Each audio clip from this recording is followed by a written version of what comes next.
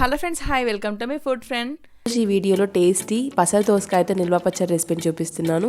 ఈ పచ్చడి చాలా టేస్టీగా ఉంటుందండి. వేడివేడి అన్నంలోకి నెయ్యి వేసుకొని తింటే అదిరిపోతుంది.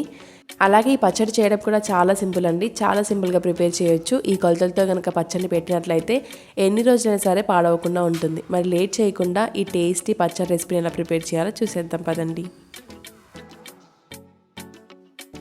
చూడండి, ఈ పచ్చడి కోసం ఇలా పసర దోసకాయలతో అయితే బాగుంటుందండి. ఈ పసర దోసకాయలు అవైలబుల్గా లేకపోతే నార్మల్ దోసకాయలతో కూడా పెట్టుకోవచ్చు. కాకపోతే దోసకాయ అనేది కొద్దిగా గట్టిగా ఉంటే బాగుంటుంది.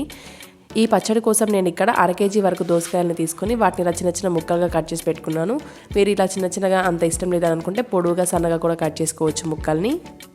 నెక్స్ట్ కట్ చేసి పెట్టుకున్న ఈ ముక్కల్లోకి ఒక 1/2 టీ స్పూన్ వరకు పసుపుని, అలాగే 1 టీ స్పూన్ వరకు ఉప్పుని వేసి ఉప్పుని పసుపుని ముక్కలకి బాగా పట్టించి ఒక 2 గంటలు పక్కన ఉంచుకోండి. ఇలా 2 గంటలు పక్కన ఉంచుకోవడం వల్ల ఈ ముక్కల్లోంచి వాటర్ అనేవి బయటకు వస్తాయి. చూస్తున్నారు కదా, ఇక్కడ నేను ఒక 2 గంటల తర్వాత చూపిస్తున్నాను. వాటర్ అనేవి ఈ విధంగా ఊరుతాయి ముక్కల నుంచి. ఇలా వాటర్ ఊరిన తర్వాత ఈ ముక్కల్ని చేతితో ఇలా పిండేసి ప్లేట్లో వేసుకొని గాలికి ఒక 2 గంటల పాటు ఆరనివ్వండి. ఇలా దోసకాయ ముక్కల్లోంచి వాటర్ అనేది తీసేసి గాలికి ఒక 2 గంటలు ఆరబెట్టడం వల్ల ముక్కలు అనేవి డ్రైగా అవుతాయి. దానివల్ల పచ్చడి అనేది ఎక్కువ రోజు నిల్వ ఉంటుందండి. ఇక్కడ చూస్తున్నారు కదా, 2 గంటల తర్వాత దోసకాయ ముక్కలు ఎలా ఉన్నాయో. ఈ ముక్కల్ని వేరొక బౌల్లోకి యాడ్ చేసుకొని ఇందులోకి 5 టీ స్పూన్లకు నిండుగా కారాన్ని యాడ్ చేసుకుంటున్నాను. అలాగే 2.5 టీ స్పూన్ల వరకు ఉప్పును యాడ్ చేసుకోండి. ఉప్పు కారం వెయిట్ అనేది ఈక్వల్గా ఉండాలండి. కానీ మనం కప్పు మెజర్మెంట్స్తో తీసుకుంటే 1 కప్పు కారానికి 1/2 కప్ ఉప్పు అయితే సరిపోతుంది. నెక్స్ట్ వేయించి మిక్సీ పట్టుకున్న జీలకర్ర మెంతుల పొడిని ఒక 1/2 టీ స్పూన్ వరకు వేయండి. అలాగే 3 టీ స్పూన్ల వరకు కూడా ఆవ పొడిని వేయండి.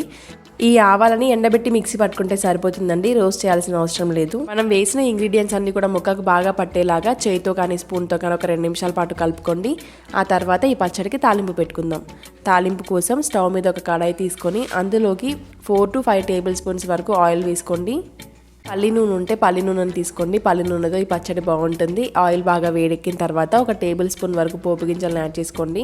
ఇవి కొద్దిగా వేగిన తర్వాత ఇందులోకి 2 నుంచి 3 రెబ్బల కరివేపాకును కూడా వేసుకొని కరివేపాకు చిటపటమన్న తర్వాత కచ్చాపచ్చాగా దంచుకున్న వెల్లుల్లి పేస్ట్ని యాడ్ చేసుకోండి. పచ్చడిలోకి వెల్లుల్లిని కొద్దిగా ఎక్కువ యాడ్ చేస్తేనే టేస్ట్ బాగుంటుందండి. ఇలా కలుపుకున్న తర్వాత ఇందులోకి కట్ చేసి పెట్టుకున్న ఎండుమిర్చిని 2 నుంచి 3 యాడ్ చేసుకోండి. అలాగే ఒక 1/2 టీ స్పూన్ వరకు పసుపును కూడా యాడ్ చేసుకొని ఈ పోపు అంతా కూడా బాగా వేగేలాగా కలుపుకోండి. ఈ తాలింపు అంతా బాగా వేగిన తర్వాత స్టవ్ ఆఫ్ చేసుకొని మనం చేసి పెట్టుకున్న పచ్చడిని తాలింపులోకి యాడ్ చేసుకొని 1-2 నిమిషాల పాటు బాగా కలుపుకోండి. ఈ పచ్చడికి తాలింపు బాగా పట్టించి ఎయిర్టైట్గా ఉన్న కంటైనర్లోకి లేదంటే గ్లాస్ జార్లలో కనుక స్టోర్ చేసుకున్నట్లయితే ఆవకాయ పచ్చడి ఏ విధంగా నిల్వ ఉంటుందో ఆ విధంగా నిల్వ ఉంటుంది. టేస్ట్ కూడా చాలా బాగుంటుందండి.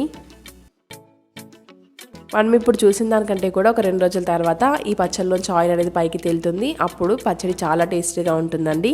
మరి మీరు కూడా ఇంత యమ్మీ అండ్ టేస్టీ పచ్చడిని తప్పకుండా ట్రై చేయండి. ట్రై చేస్తే ఎలా వచ్చిందన్నది కామెంట్ రూపంలో షేర్ చేసుకోవడం మాత్రం అస్సలు మర్చిపోవద్దు. ఈ వీడియో కనుక మీకు నచ్చినట్లయితే please do like, share and subscribe to my food friend. Thank you for watching.